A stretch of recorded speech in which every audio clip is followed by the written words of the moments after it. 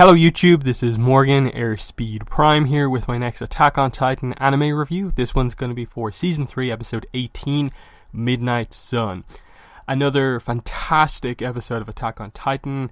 Like last week's episode Hero, this one was, I think, just as good. And it looks like next week as well is also going to be very, very, very good, with finally them going into the basement. I suppose we're finally going to get at least a look at it. Whether or not they'll cliffhanger end it with what actually is in it, or they'll actually explore it next week, I'm not sure. But what's happening right now is all really, really big stuff. So that is definitely a huge praise towards the show for being able to build towards these huge, huge battles and huge moments. And yeah, we get a lot of them in this episode. So obviously most of the episode focuses on, like the second 2/3 of the episode focus on the decision of whether to give the Titan serum injection to Commander Erwin or to Armin to eat Bertold and become the Colossal Titan. But before that, we do get some interesting stuff.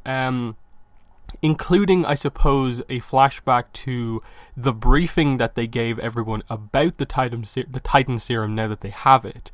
That they realize that they're going to be fighting these, powerful Titans. There is a way to take that power from them, and that is to Titan inject someone and have them eat the, wounded, Titan shifter. And they also clarified that in general, the best use of it would be to inject a critically wounded soldier who was about to die, so that they would survive and also gain the power. Which I think it is pretty well thought out. It's either that, or you decide beforehand your candidates to become the next Titan shifter. But I think with regards to how important humanity is, and I think to a degree how a lot of the Titan shifters are seen, I think taking the debate about just choosing candidates probably is best to be taken out of the picture for the Scouting Legion. This way, it's like, we saved your life, you're a Titan shifter now, but you had the choice of you're dead or you're a Titan shifter, and I think that is the better choice. So that was nice to have going in, where they set up that this was a thing everyone knew about. It wasn't just like, oh, Levi has it and he'll make a decision. No, everyone knew about it, and even though it was Levi's decision, he was in charge of it. In a way, you sort of see it's sort of in a way backfiring here. You see the problems of this decision when you get a situation like this, but we'll discuss that later. We actually start the episode with obviously where we left off. Eren beats Bertold, so he has him really badly wounded there on the top of a roof. And that is when the, whatever it's called, cart Titan, transporter Titan, whatever you want to call it, the quadrupedal one, comes down with the Titan shifter for the Beast Titan on his back. And you have a bit of an interesting discussion between Eren and that guy. And the big reveal, of course, is that this guy knows Eren's father, Grisha, and talks about how, you don't particularly look like him, you're not the first one to be sort of brainwashed, manipulated by him. So creating a pretty notable kind of history here between this guy and Eren's father. The exact details of which, of course, we don't get right now, but it leaves Eren a little bit speechless here, that this guy sees him, and then for the first time we sort of have this emotional reaction where the Beast Titan shifter is stood still, just jaw open, like it's you, and especially given that the whole mission has been to get Eren, and he's kind of been in charge. It's kind of oh, so this is the guy in charge finally seeing Eren for the first time. This maybe gives you a sense of the obsession with him, but obviously they gave some hints here without giving the full story, but obviously presenting Grisha as a different side to Grisha. Now, obviously, we don't know a lot about, the kind of the overall, I suppose, grand scheme plan for those Titan shifters who are, I suppose, actually from a different, human settlement outside the walls. So obviously, the people within the walls don't know about this, and that was a big thing towards the end here of what is out there? Are there other humans out there? And over the course of the series, we've actually got to know that is the case. That is where Grisha is from. He is not originally from inside the walls, he's from somewhere else. And that's basically the way they've revealed it with, the likes of Reiner and so on. That's where, like, they're from. Now, again, we're still waiting for full details, full reveal on that to sort of widen the scope of the series, but I like that they continue to bring that up. Of, like, obviously Grisha was an adult, when he arrives, in the walls. He basically had a life before then, and what is the significance of, like, where he's from and stuff like that. I'm probably forgetting a few little details that we learned in the Grisha kind of little flashbacks that we got last in the first part of season 3, but still, like, it's all coming together here, and I like that you had that moment.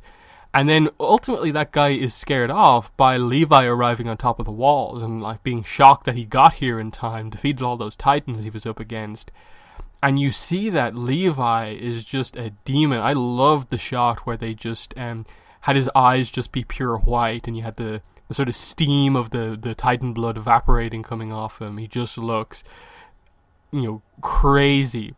And obviously, we know that he's sort of afraid of Levi as well. So this is kind of what forces his retreat. He accepts, like, oh, okay, it's a draw, we'll leave. And that's what, I suppose means that, okay, they have Bertolt. The Beast Titan guy, accepted that this is the end for Bertolt. But he comes back, of course, to get Reiner. And then on the other side of the story, we see basically what happened to Reiner. He was, like, sent flying out of his Titan. And we see that Jean and Hanji are there with him. Hanji pretty much wants to kill him, but then comes up with the plan later on that, like, okay, we'll send up the signal that we have a Titan shifter captive. We need the serum. Obviously, not everyone has full information on what has happened on every side of the battlefield. So the result of the stuff with Bertolt, the result of stuff outside with the Beast Titan, no one really knows the full details. They just know kind of what's happened in their own battle.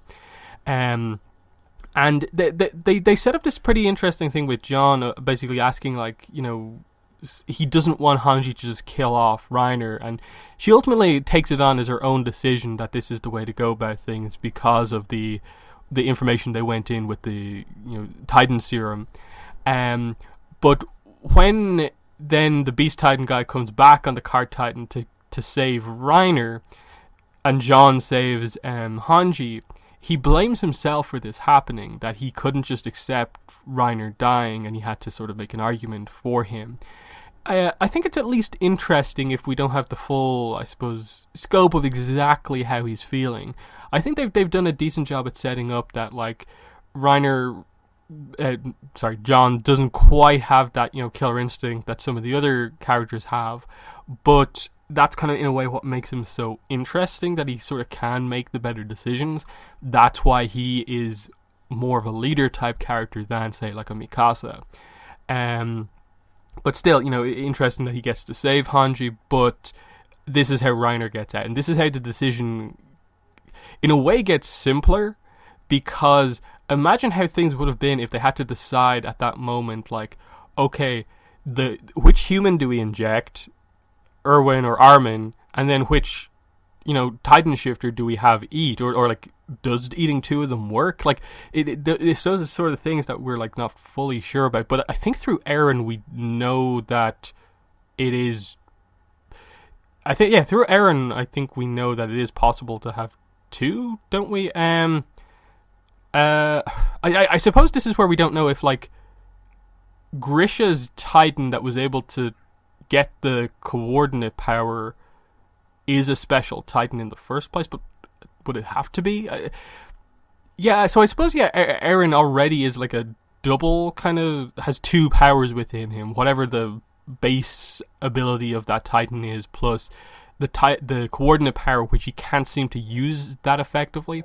So that's an interesting one. So I think it's pretty clear that, like, I suppose if they had both of them, whoever was the Titan shifted could have ate both of them to get both powers, I think.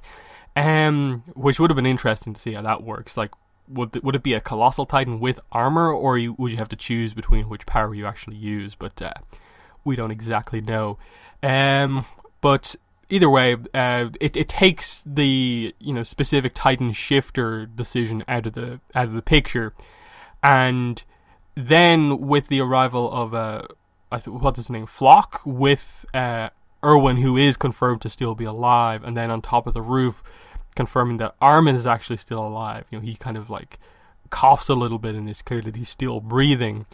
This is where it all comes to a head. So we see Mikasa on Hanji's orders goes over, and obviously Levi is there, and she sees as it's happening Levi about to give the Titan serum to Eren to give to Armin, and that's when Flock shows up with Erwin, and suddenly it all changes. And this is where we get the sort of a flash forward scene that we got at the end of the first part of Season 3 before we went on break, where we saw Levi arguing pretty heavily with Mikasa and Eren, and we saw this fight about to happen, like why were they at each other's throat, and it's over this decision. Should they revive Armin, or should they revive Erwin?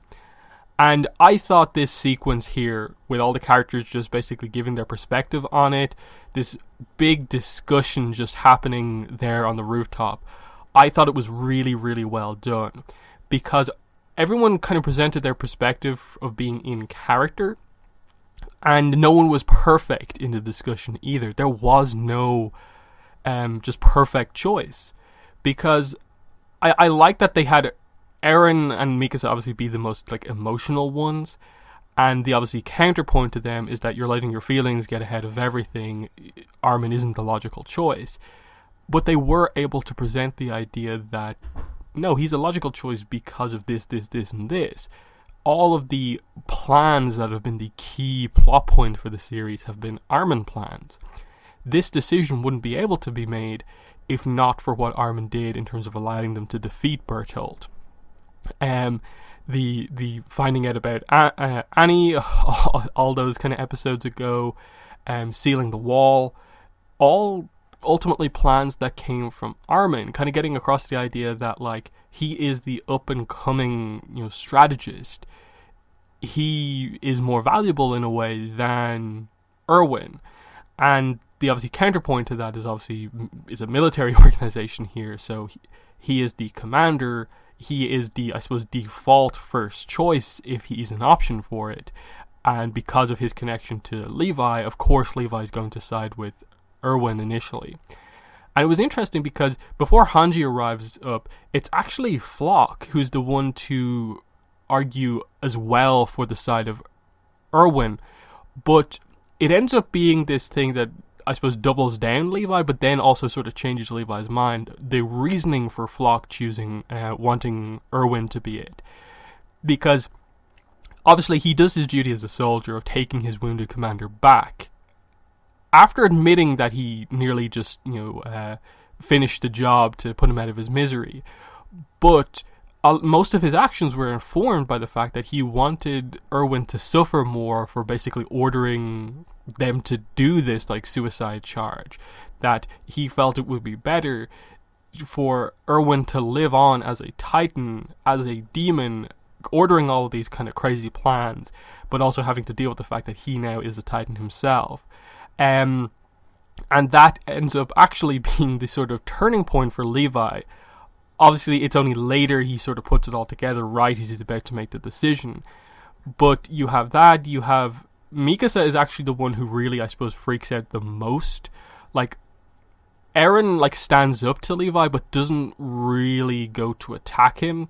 And Levi's actually the one to hit him first. Mikasa is the one who kind of goes ballistic on the roof and nearly kills Levi, and has to be dragged off Levi by Hanji.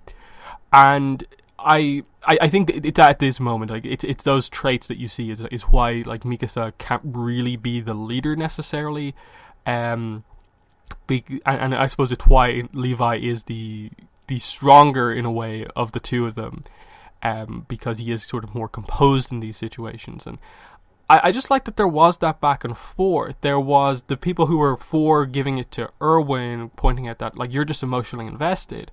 Hanji comes up and is like, there's people I want to bring back too.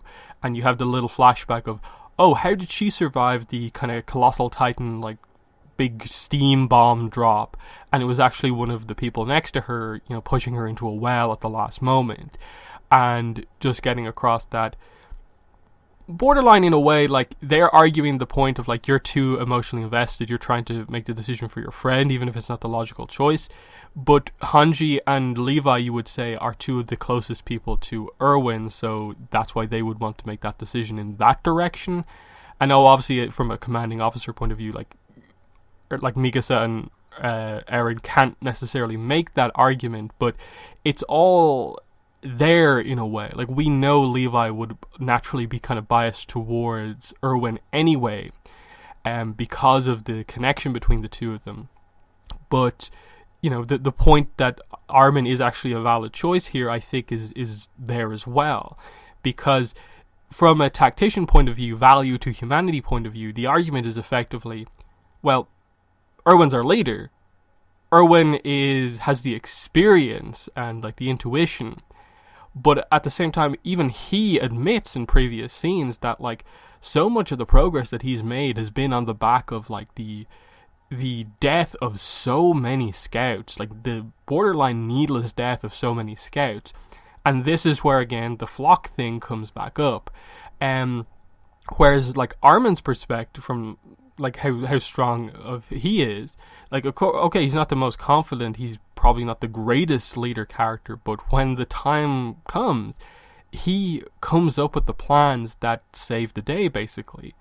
And in a way, given what they're going to be tackling going forward, he kind of is the more valuable character when you break that down. And obviously it comes down to Levi basically saying, okay, all of you go away. I'm going to make this decision on my own. And he's about to, inject Erwin when Erwin basically just puts his hand up. And you also get them talking about, I suppose, the dreams of both characters. And we know, like, Erwin's one is to see what's in the basement, to find out if it was true, if his father was correct about everything. But it's also, like, in his mind, Eren pointing out about Armin, he just wants to see the ocean. He doesn't care about the fighting, really. He doesn't like the fighting. He just wants to get to a point where humanity, like, expands and it's bigger than what it is right now, and they see the ocean is the wording that they use. And I like that ends up sort of getting through, and the decision is ultimately made because Levi remembers the last couple of scenes, before the suicide charge, the way Erwin was prior to that he was, kind of lost in thought about, like, everything that he's done up to now. And Levi had sort of accepted that he was going to die on this mission, but that he'd, like, make up for that by killing the Beast Titan. And I suppose in a way, like, neither of those things happened. Levi didn't kill the Beast Titan, and Erwin didn't die, but in this moment, he's realizing that, look at what he's through. Like, you have the kind of the mask in a way of Erwin crack, and you realize just how much he's been put through by what he's had to do as the commander, and that in a way, keeping him going as a Titan would be, like, the worst thing possible. And that's where the Flock's kind of perspective kind of comes in, is like, we don't want that. We don't want, like, the younger members of the Scouts being like, oh, they saved the commander who kills everyone type thing. And it, in a way, is a more meaningful decision to save Armin, and that's what he does. And they just show that sequence of, Armin Titan eating Bertold, and we just end with, there he is. There is Armin now as a Titan shifter about to wake up. We'll see what his reaction is. That's going to be, I think, very interesting as well. How accepting is he of the ability? And the fact that he had to kill Bertold to do that. Because that's been the sort of connection that they've made. Armin and Bertold, the sort of rivalry, I suppose former friendship, and what goes on now. I think the fact that he is, like, obviously best friends with Eren, and Eren has really come to accept the abilities while still maintaining, his humanity, is a positive for him. So he always has Eren to go to. But it's going to be interesting how this works going forward. What it does mean now is that Armin is going to be very, like, durable, I suppose. But now that they have the Colossal Titan, they now have this kind of nuclear bomb level threat that they can use whenever they want to, but it's such a double-edged sword. Like, how can they use his abilities effectively? How did they even train him to use it effectively, I suppose, is the main thing. But I doubt we'll be seeing him use it anytime soon necessarily, so we'll see how that exactly goes. But yeah, I really, really like this episode. I love how there's so much you can delve into with the characters as they make their decision, give their perspective on things, and they're arguing from this perspective, they're being hypocritical over this and that sort of thing. I love that there's no perfect argument here. It's just a terrible situation overall, and the decision is made in the end. Erwin dies, and I think ultimately they had been setting up that this big mission, the turning mission for the scouts, has been a success, because they've got to the basement and they've lost so many people on the way, but they got there. But in a way, I suppose going forward, it's going to be this turning point of like, we can never have a scouting mission again where we're okay with losing that many people, and that should be the sort of legacy of Erwin, of just to be like, this is what was needed to get here, but now we're doing things differently. But we'll see what exactly happens. I suppose that effectively makes Hanji the leader of the Scouting Legion going forward, because she was the kind of default second in command anyway, I think. Levi, as much as he's a better candidate than a lot of characters to be a leader, I don't think can be the leader overall of the Scouts. So I think it has to be him, or you somehow promote Armin to that position. I assume it's going to be Hanji with maybe Armin as like second in command, potentially. Just because the tactical aspect of Armin is probably best suited there. But yeah, that's been my review for episode 18 of Attack on Titan. In the comments, let me know what your thoughts were, but that's been the video. Thanks for watching, and bye.